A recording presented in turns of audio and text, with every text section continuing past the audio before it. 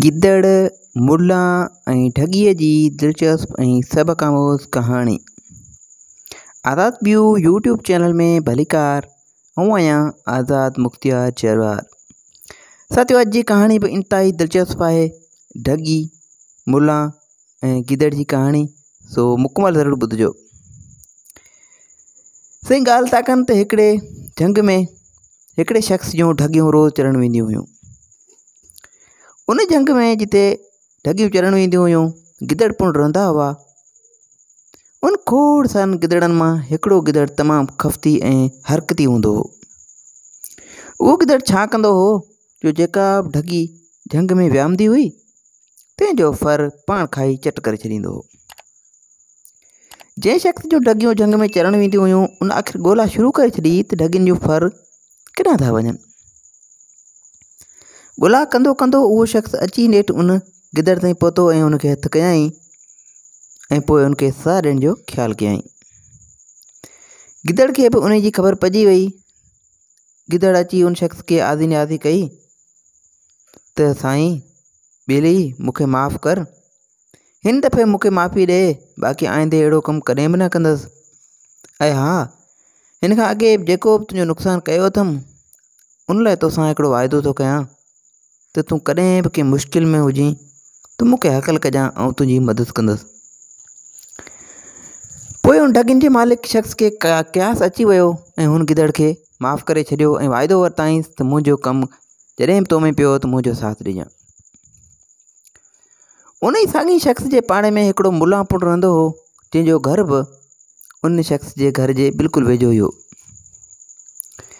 हिकु ॾींहुं थियो जो उन शख़्स जी हिकु ठॻी संदसि घर में वियाई ऐं ॿिए ॾींहुं इत्तेफ़ाक़ सां ठॻी जो फर घरां ॿाहिरि निकितो ऐं वञी मुला जे घर में पहुतो ऐं लंघी वियो।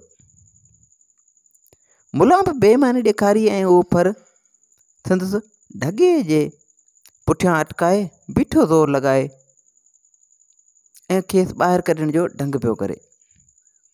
ज़ोर पियो लॻाए ऐं उन वक़्तु ॻोठ जे ॿ टे माण्हुनि खे बि सॾु कयाईं त अचो ॿेली अचो, का कम में हथु वंडरायो। तिन बि ॾिठो त ॿेली वाक़ई मुला जो ठॻो फर पियो ॾे। उहो शख़्स बि मुतमइन थी विया त ॿेली हाओ, ठॻो वाक़ई फर ॾे पियो ऐं मुला जो ठॻे फर ॾिनो आहे। इन ई साॻी टाणे हू जेको असुलु ठॻी जो मालिक हो, जंहिंजो फर हो, सो बि शख़्स ॻोल्हाऊं कंदे कंदे अची मुला जे घर वटां लंघियो। उन वक़्तु उन फर खे बि अची बुख तपायो, सो बुख विचां दाऊं पे कयाईं। जे उन मालिक शख़्स ॿुधी वरितियूं ऐं मुला जे घर में घिड़ी वियो। उते जो ठॻी जे फर खे ॿधल ॾिठाईं त मुला उनखे चयो त ॿेली, हीअ त मुंहिंजी ठॻी जो फर आहे, मूंखे ॾे। मुला खे जो उन शख़्स चयो त मुला ठुप जवाबु ॾेई छॾियो, चयईं त चरियो थियो ई छा? हीअ त ॿेली मुंहिंजो ठॻो वियाओ आहे ऐं हीअ फर बि ॾिनो अथसि। ऐं हा, जे तोखे एतबार न आहे त हिन फलाणनि शाहिदनि खां पुछी ॾिस, जेकी बर वक़्तु मौजूदु पिणु आहिनि। ऐं तुंहिंजो बि को शायदि हुजे त ॿेली खणी वठी अचु। जेकॾहिं हीअ फर तुंहिंजी ठॻी जो आहे त तूं काए वञ।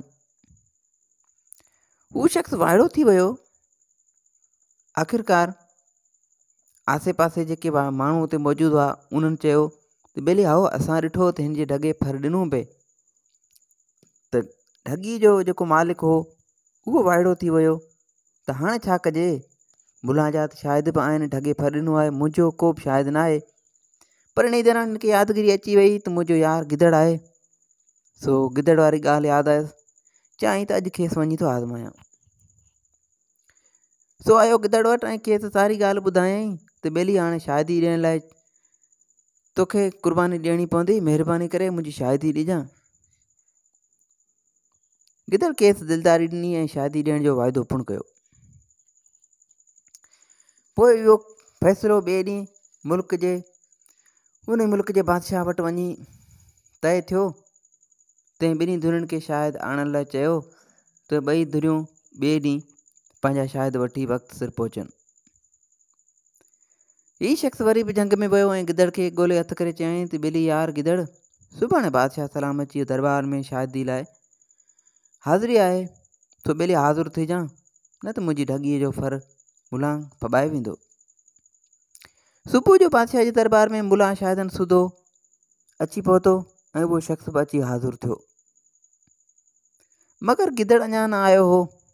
गिदड़ जो इंतज़ार हो सभिनी खे। उन ई ते बादशाह उन शख़्स खे चयो त तुंहिंजो शाहिद अञा ताईं न आयो आहे, वक़्तु पियो ख़राबु थिए, तुंहिंजो शाहिद ईंदो अले न। उन शख़्स अञा जवाब ई न ॾिनो हो त गिदड़ उतां सहकंदो सहकंदो अची उते पहुतो ऐं अची हाज़ुर थियो ऐं पासो वठी हिकिड़े कुंड में वेही रहियो। बादशाह मुला ऐं उनजे शाहिदनि खां हक़ीक़त पुछी ऐं मुला खे चयाईं त तुंहिंजा शाहिद कहिड़ा आहिनि।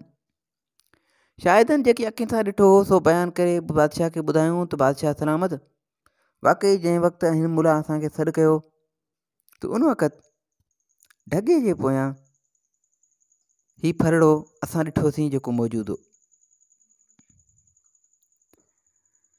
बादशाह हुननि जी शाहिदी ॿुधी ऐं गिदड़ जेको हिकु पासे में कुंड में वेठो हो सो ॼाणी वाणी झूटा खाइण ऐं निंड में आहिलणु लॻो ऐं किरण ऐं आहिलणु लॻो।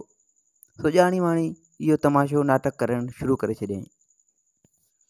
बादशाह जो उहो सारो तमाशो पे ॾिठो त तंहिं चयसि, अड़े गिदड़, हिकिड़ो त तूं देरि सां आयो आहीं ऐं ॿियो वरी पियो झूठा खाईं, छो राति निंड कान कई हुई छा?